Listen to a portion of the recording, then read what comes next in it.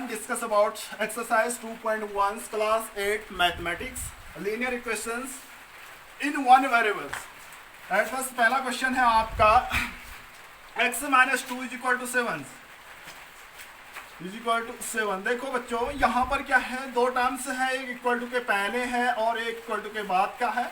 Equal to का जो पहले का टर्म्स है इसे हम LHS कहते हैं और जो इक्वल टू के बाद का है इसे हम RHS कहते हैं।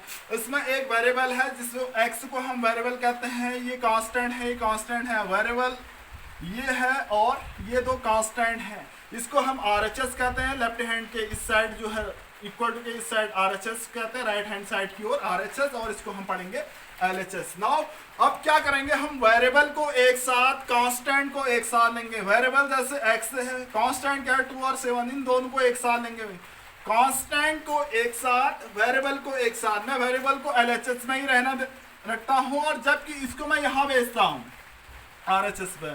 देखो यहाँ पर मैं 7 तो 7 ही लिख रहा हूँ, यहाँ माइनस है, ये कांस्टेंट इधर भेजेंगे तो साइन चेंज हो जाएगा, यहाँ माइनस है तो यहाँ पर प्लस हो जाएगा।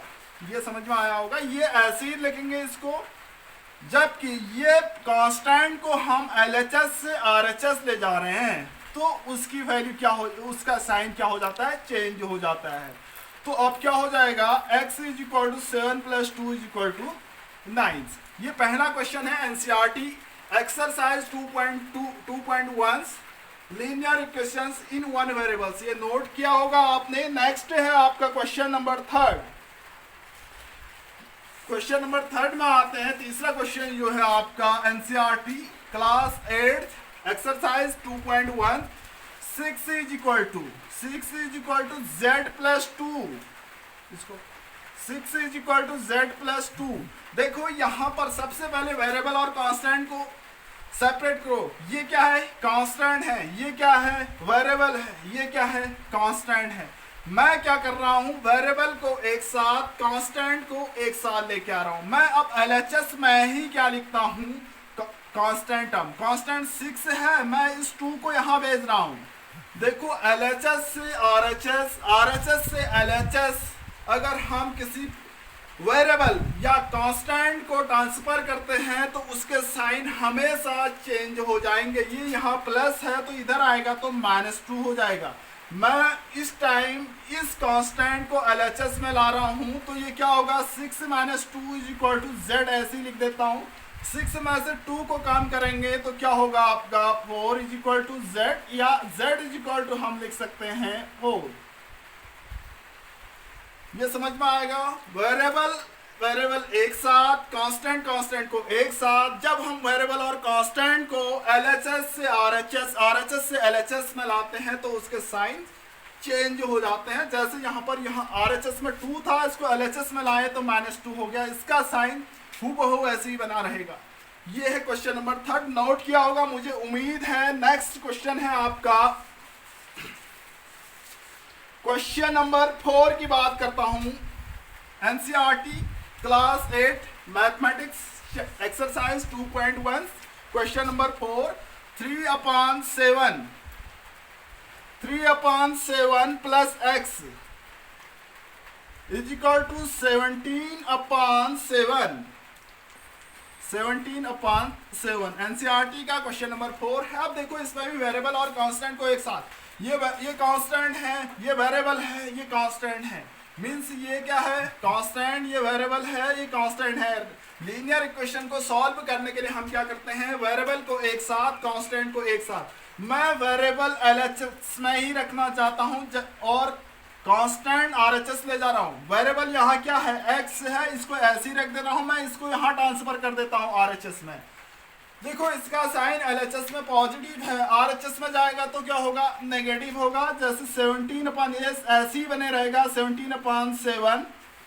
इसको मैं यहाँ पर ट्रांसफर कर रहा हूँ तो यहाँ पॉजिटिव है, यहाँ जाएगा तो ये नेगेटिव बनेगा।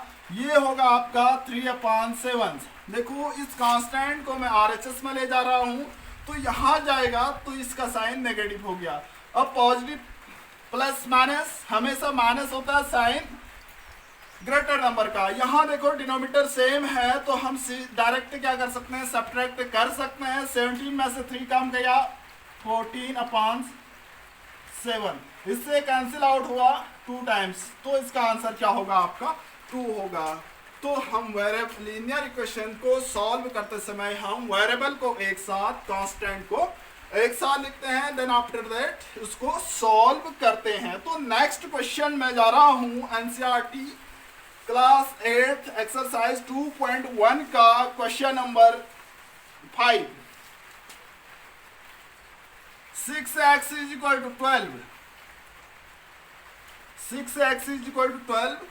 अब देखो यहाँ पर ऐसा कुछ साइन है, मल्टीप्लिकेशन में है, प्रोडक्ट में है, कांस्टेंट और वेरिएबल। तो हम इस कंडीशन में क्या करते हैं, तो इस कंडीशन में हम क्या करते हैं, हमें हमेशा वेरिएबल की वैल्यू फाइंड करनी पड़ती है। वेरिएबल x है तो x की वैल्यू फाइंड करते हैं। तो इस कंडीशन बहुत इजी कंडीशन से है, ये x फाइंड करना है तो x इज इक्वल टू ये इसके डिनोमिनेटर में चले जाता है, means 12/6 is equal to 2। 6x is equal to 12। तो हमें फाइंड किसकी वैल्यू करनी पड़ती है, लीनियर इक्वेशन में हमेशा वेरिएबल की वैल्यू फाइंड करनी पड़ती है। तो x इज इक्वल टू 6 इसके डिनोमिनेटर में, 6 से 12 कैंसिल आउट हुआ, 2 टाइम्स कैंसिल आउट हुआ। तो ये क्या है, क्वेश्चन नंबर 5 है। नेक्स्ट है आपका, आपने नोट किया होगा क्वेश्चन नंबर 6 की बात करते हैं। इसमें क्वेश्चन नंबर 6 है t/5 is equal to t/5 is equal to 10। अब देखो ये डिवाइड वाली कंडीशन से आगे 10 को हम क्या लिख सकते हैं, 10/1 लिख सकते हैं। तो यहाँ पर वेरिएबल क्या है, t है और 5 कांस्टेंट है, 10 कांस्टेंट है। तो इस कंडीशन में हम क्रॉस मल्टीप्लाई करते हैं, ये इससे इसको मल्टीप्लाई करेंगे, इससे इसको मल्टीप्लाई करेंगे विथ साइंस। t से 1 को मल्टीप्लाई करेंगे। किसी भी वेरिएबल को हम यूनिट से या 1 डिजिट से मल्टीप्लाई करते हैं तो हमेशा उसी वेरिएबल की वैल्यू मिलती है। या कांस्टेंट से किसी कांस्टेंट को 1 से मल्टीप्लाई करते हैं तो वही कांस्टेंट हमें मिलता है। t से 1 को मल्टीप्लाई करेंगे, t into 1 equal to 5 into 10। देखो ये क्या है, वेरिएबल और कांस्टेंट। वेरिएबल से हम इस यूनिट डिजिट को मल्टीप्लाई कर रहे हैं तो हमेशा वही वेरिएबल मिलेगा आपको। t इज इक्वल टू 10 5 जा 50। ये क्या होगा, आपका आंसर होगा।